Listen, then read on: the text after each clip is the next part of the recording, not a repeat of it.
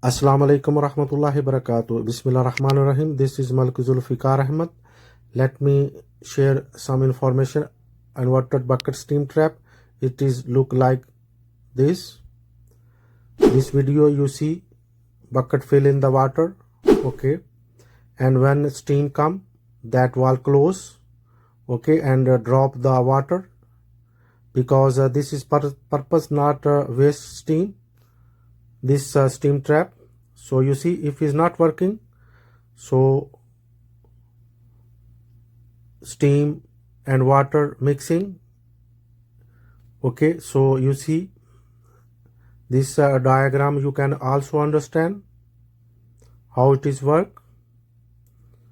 So you can install cast iron pipe, stainless steel pipe, black steel pipe, and stainless steel pipes. Okay, and one thing, this inverted bucket steam trap is very good, especially if lining hammering. It has that function, observe the stroke. Okay, and even Korean lines, it is very good handle this valve, and it is too strong and very good. You can install hotels, laundry, and too many other places. So this is information. Assalamu alaikum. Thanks for watching my video. Please subscribe, like, comments.